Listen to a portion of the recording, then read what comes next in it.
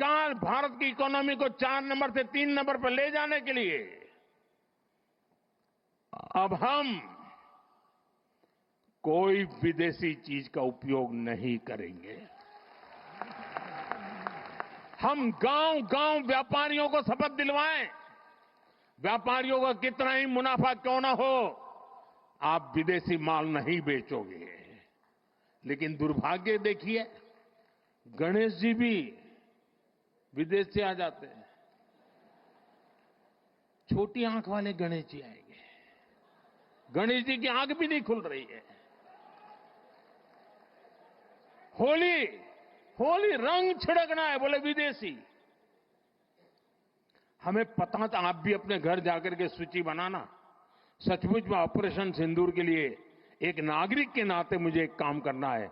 आप घर में जाकर सूची बनाइए कि आपके घर में 24 घंटे में सुबह से दूसरे दिन सुबह तक कितनी विदेशी चीजों का उपयोग होता है। आपको पता ही नहीं होता है। आप हेयर पिन भी विदेशी उपयोग कर लेते हैं, कंघा भी विदेशी होता है, दांत में लगाने वाली जो पिन होती है वो भी विदेशी घुस गई है, हमें मालूम तक नहीं है, पता ही नहीं है। दोस्तों, देश को अगर बचाना है, देश को बनाना है, देश को बढ़ाना है, तो ऑपरेशन सिंदूर ये सिर्फ सैनिकों के जिम्मे नहीं है। ऑपरेशन सिंदूर 140 करोड़ नागरिकों के जिम्मे। देश सशक्त होना चाहिए, देश समर्थ होना चाहिए, देश का नागरिक सामर्थ्यवान होना चाहिए। और इसके लिए हमने vocal for local, one district one product, जो आपके पास है फेंक देने के लिए मैं नहीं कह रहा हूं, लेकिन आप नया नहीं लेंगे। और शायद 1-2% चीजें ऐसी हैं जो शायद आपको बाहर के लेनी पड़े, जो हमारे यहां उपलब्ध ना हो। बाकी आज हिंदुस्तान में ऐसा कुछ नहीं। आपने देखा होगा, आज से पहले 25 साल 30 साल पहले विदेश से कोई आता था तो लोग लिस्ट भेजते थे कि ये ले आना, ये ले आना। आज विदेश से आते हैं, वो पूछते हैं कि कुछ लाना है, तो यहां वाले के नहीं, यहां सब है, मत लाओ, सब कुछ है।